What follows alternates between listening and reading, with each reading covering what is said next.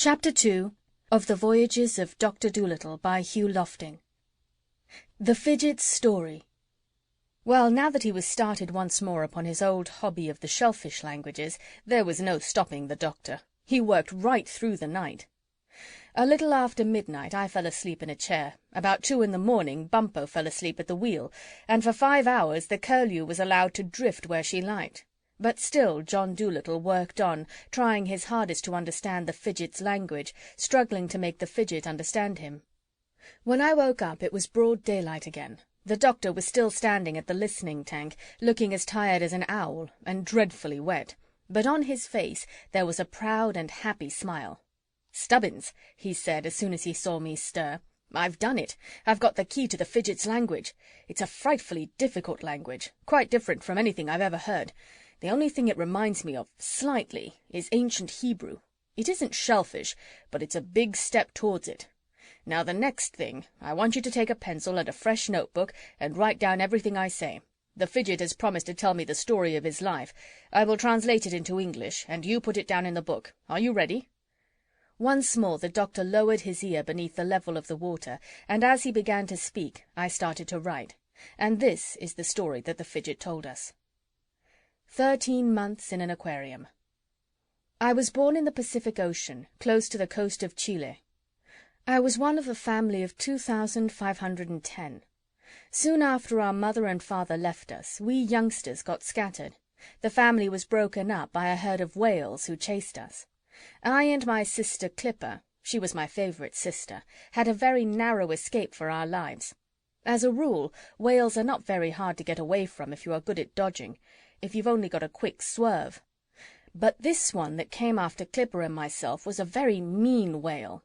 Every time he lost us under a stone or something, he'd come back and hunt till he routed us out into the open again. I never saw such a nasty, persevering brute. Well, we shook him at last, though not before he had worried us for hundreds of miles northward, up the west coast of South America. But luck was against us that day. While we were resting and trying to get our breath, another family of Fidgets came rushing by, shouting, "Come on, swim for your lives! The dogfish are coming!" Now, dogfish are particularly fond of Fidgets. We are, you might say, their favourite food, and for that reason we always keep away from deep, muddy waters. What's more, dogfish are not easy to escape from. They're terribly fast and clever hunters, so we had to jump and on again. After we had gone a few more 100 miles, we looked back and saw that the dogfish were gaining on us, so we turned into a harbour. It happened to be one on the west coast of the United States. Here we guessed and hoped the dogfish would not be likely to follow us. As it happened, they didn't even see us turn in, but dashed on northward, and we never saw them again. I hope they froze to death in the Arctic seas. But as I said, luck was against us that day. While I and my sister were cruising gently round the ships anchored in the harbour, looking for orange peels, a great delicacy with us, swoop! Bang! We were caught in a net. We struggled for all we were worth, but it was no use. The net was small-meshed and strongly made. Kicking and flipping, we were hauled up the side of the ship and dumped on the deck, high and dry in a blazing noonday sun. Here a couple of old men in whiskers and spectacles leant over us, making strange sounds. Some codling had got caught in the net the same time as we were. These the old men threw back into the sea, but us they seemed to think very precious. They put us carefully into a large jar, and after they had taken us on shore, they went to a big house and changed us from the jar into glass boxes full of water. This house was on the edge of the harbour, and a small stream of sea-water was made to flow through the glass tank so we could breathe properly. Of course, we had never lived inside glass walls before, and at first we kept on trying to swim through them, and got our noses awfully sore bumping the glass at full speed. Then followed weeks and weeks of weary idleness. They treated us well, so far as they knew how. The old fellows in spectacles came and looked at us proudly twice a day, and saw that we had the proper food to eat, the right amount of light, and that the water was not too hot or too cold. But oh, the dullness of that life! It seemed we were a kind of show. At a certain hour every morning, the big doors of the house were thrown open, and everybody in the city who had nothing special to do came in and looked at us. There were other tanks filled with different kinds of fishes all round the walls of the big room, and the crowds would go from tank to tank, looking in at us through the glass, with their mouths open like half-witted flounders. We got so sick of it that we used to open our mouths back at them, and this they seemed to think highly comical. One day my sister said to me, "Think you, brother, that these strange creatures who have captured us can talk?" "Surely," said I. "Have you not noticed that some talk with the lips only, some with the whole face, and yet others talk with their hands? When they come quite close to the glass, you can hear them. Listen." At that moment a female, larger than the rest, pressed her nose up against the glass, pointed at me, and said to her young behind her, "Oh, look, here's a queer one." And then we noticed that they nearly always said this when they looked in. And for a long time we thought that such was the whole extent of the language, this being a people of but few ideas. To help pass away the weary hours we learnt it by heart. "Oh, look, here's a queer one." But we never got to know what it meant. Other phrases, however, we did get the meaning of, and we even learned to read a little in man-talk. Many big signs there were, set up upon the walls, and when we saw that the keepers stopped the people from spitting and smoking, pointed to these signs angrily and read them out loud, we knew then that these writings signified "No smoking" and "Don't spit." Then in the evenings, after the crowd had gone, the same aged male with one leg of wood swept up the peanut shells with a broom every night, and while he was so doing he always whistled the same tune to himself. This melody we rather liked, and we learnt that too by heart, thinking it was part of the language. Thus a whole year went by in this dismal place. Some days new fishes were brought into the other tanks, and other days old fishes were taken out. At first we had hoped we would only be kept here for a while, and that after we had been looked at sufficiently we would be returned to freedom and the sea. But as month after month went by, and we were left undisturbed, our hearts grew heavy within our prison walls of glass, and we spoke to one another less and less. One day, when the crowd was thickest in the big room, a woman with a red face fainted from the heat. I watched through the glass, and saw that the rest of the people got highly excited, though to me it did not seem to be a matter of very great importance. They threw cold water on her, and carried her out into the open air. This made me think mightily, and presently a great idea burst upon me. "Sister," I said, turning to poor Clipper, who was sulking at the bottom of our prison, trying to hide behind a stone from the stupid gaze of the children who thronged about our tank, "supposing that we pretended we were sick, do you think they would take us also from this stuffy house?" "Brother," she said wearily, "that they might do. But most likely they would throw us on a rubbish heap, where we would die in the hot sun." "But," said I, "why should they go abroad to seek a rubbish heap when the harbour is so close? While we were being brought here, I saw men throwing their rubbish into the water. If they would only throw us also there, we could quickly reach the sea." "The sea," murmured poor Clipper with a far-away look in her eyes. She had fine eyes, had my sister Clipper. "How like a dream it sounds, the sea! Oh, brother, will we ever swim in it again, think you? Every night as I lie awake on the floor of this evil-smelling dungeon, I hear its hearty voice ringing in my ears. How I have longed for it, just to feel it once again, the nice, big, wholesome homeliness of it all. To jump, just to jump from the crest of an Atlantic wave, laughing in the trade-wind's spindrift, down into the blue-green swirling trough. To chase the shrimps on a summer evening when the sky is red and the lights all pink within the foam. To lie on the top in the doldrum's noonday calm and warm your tummy in the tropic sun. To wander hand in hand once more through the giant seaweed forests of the Indian Ocean, seeking the delicious eggs of the pop-pop. To play hide-and-seek among the castles of the coral towns, with their pearl and jasper windows spangling the floor of the Spanish Main. To picnic in the anemone meadows, dim blue and lilac-grey, that lie in the lowlands beneath the South Sea Garden. To throw somersaults on the springy sponge-beds of the Mexican Gulf. To poke about among the dead ships and see what wonders and adventures lie inside, and then, on winter nights when the northeaster whips the water into froth, to swoop down and down to get away from the cold, down to where the water's warm and dark, down and still down till we spy the twinkle of the fire-eels far below, where our friends and cousins sit chatting round the council grotto, chatting, brother, over the news and gossip of the sea. Oh!" And then she broke down completely, sniffling. "Stop it," I said. "You make me homesick.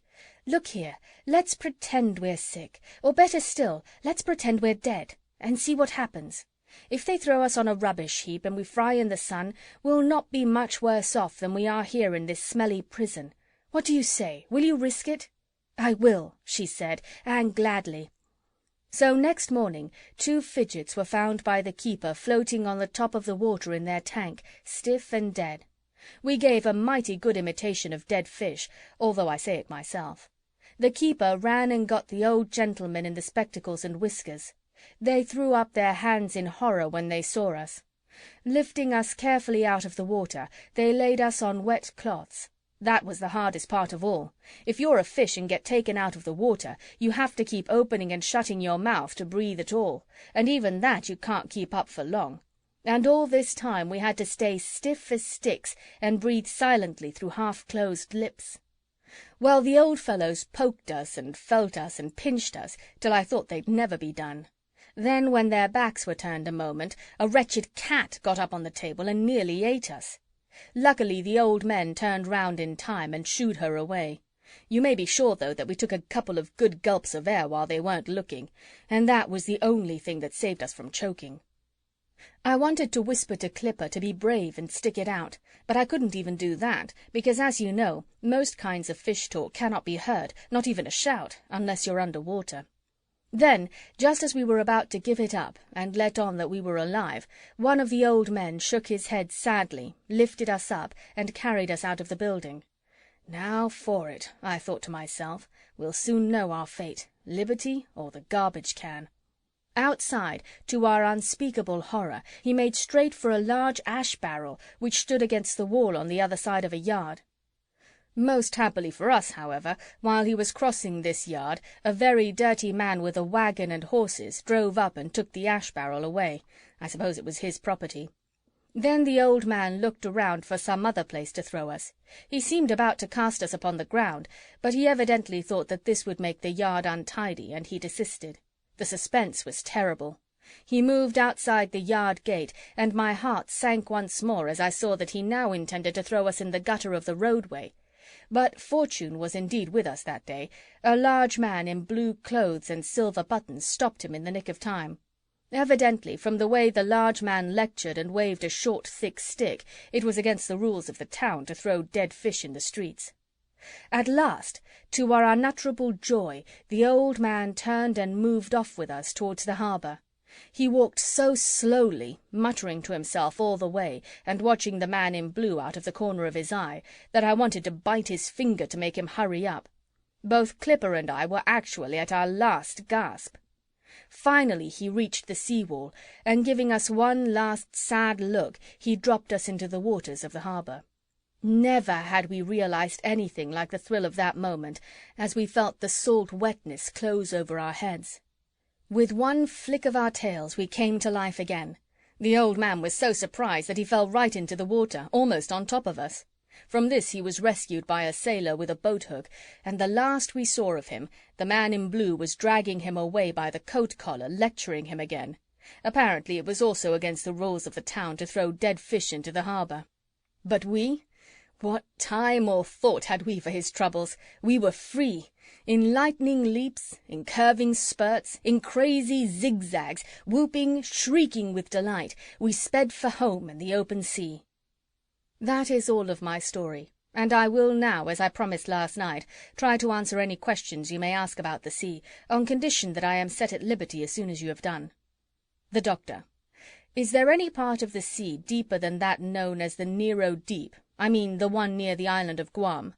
The Fidget: Why, certainly. There's one much deeper than that near the mouth of the Amazon River, but it's small and hard to find. We call it the Deep Hole, and there's another in the Antarctic Sea. The Doctor: Can you talk any shellfish language yourself? The Fidget: No, not a word. We regular fishers don't have anything to do with the shellfish. We consider them a low class. The Doctor: But when you're near them, can you hear the sound they make talking? I mean, without necessarily understanding what they say. The Fidget: only with the very largest ones. Shellfish have such weak, small voices it is almost impossible for any but their own kind to hear them. But with the bigger ones it is different. They make a sad booming noise, rather like an iron pipe being knocked with a stone, only not nearly so loud, of course. The Doctor: I am most anxious to get down to the bottom of the sea, to study many things, but we land animals, as you no doubt know, are unable to breathe under water. Have you any ideas that might help me? The Fidget: I think that for both your difficulties, the best thing for you to do would be to try and get hold of the great glass sea snail. The Doctor: who, or what, is the great glass sea snail? The Fidget: he is an enormous salt-water snail, one of the Winkle family, but as large as a big house. He talks quite loudly, when he speaks, but this is not often. He can go to any part of the ocean, at all depths, because he doesn't have to be afraid of any creature in the sea. His shell is made of transparent mother-of-pearl, so that you can see through it, but it is thick and strong. When he is out of his shell, and he carries it empty on his back, there is room in it for a wagon and a pair of horses. He has been seen carrying his food in it when travelling. The Doctor: I feel that that is just the creature I have been looking for. He could take me and my assistant inside his shell, and we could explore the deepest depths in safety. Do you think you could get him for me? The Fidget: alas, no. I would willingly if I could, but he is hardly ever seen by ordinary fish. He lives at the bottom of the deep hole, and seldom comes out, and into the deep hole, the lower waters of which are muddy, fishes such as we are afraid to go. The Doctor: dear me, that's a terrible disappointment. Are there many of this kind of snail in the sea? The Fidget: oh no, he is the only one in existence, since his second wife died long, long ago. He is the last of the giant shellfish. He belongs to past ages, when the whales were land animals and all that. They say he is over 70,000 years old. The Doctor: good gracious, what wonderful things he could tell me. I do wish I could meet him. The Fidget: were there any more questions you wished to ask me? This water in your tank is getting quite warm and sickly. I'd like to be put back into the sea as soon as you can spare me. The Doctor: just one more thing. When Christopher Columbus crossed the Atlantic in 1492, he threw overboard 2 copies of his diary sealed up in barrels. One of them was never found. It must have sunk. I would like to get it for my library. Do you happen to know where it is? The Fidget: yes, I do. That too is in the deep hole. When the barrel sank, the currents drifted it northwards down what we call the Orinoco slope, till it finally disappeared into the deep hole. If it was in any other part of the sea, I'd try and get it for you, but not there. The Doctor: well, that is all, I think. I hate to put you back into the sea, because I know that as soon as I do, I'll think of 100 other questions I wanted to ask you, but I must keep my promise. Would you care for anything before you go? It seems a cold day. Some cracker crumbs or something? The Fidget: no, I won't stop. All I want just at present is fresh sea-water. The Doctor: I cannot thank you enough for all the information you have given me. You have been very helpful and patient. The Fidget: pray do not mention it. It has been a real pleasure to be of assistance to the great John Dolittle. You are, as of course you know, already quite famous among the better class of fishes. Good-bye, and good luck to you, to your ship, and to all your plans. The Doctor carried the listening tank to a porthole, opened it, and emptied the tank into the sea. "Good-bye," he murmured, as a faint splash reached us from without. I dropped my pencil on the table and leaned back with a sigh. My fingers were so stiff with writer's cramp that I felt as though I should never be able to open my hand again. But I, at least, had had a night's sleep. As for the poor Doctor, he was so weary that he had hardly put the tank back upon the table and dropped into a chair when his eyes closed and he began to snore. In the passage outside, Polynesia scratched angrily at the door. I rose and let her in. "A nice state of affairs," she stormed. "What sort of a ship is this? There's that coloured man upstairs asleep under the wheel, the Doctor is asleep down here, and you making pot-hooks in a copybook with a pencil. Expect the ship to steer herself to Brazil? We're just drifting around the sea like an empty bottle, and a week behind time as it is. What's happened to you all?" She was so angry that her voice rose to a scream, but it would have taken more than that to wake the Doctor. I put the notebook carefully in a drawer and went on deck to take the wheel. End of chapter.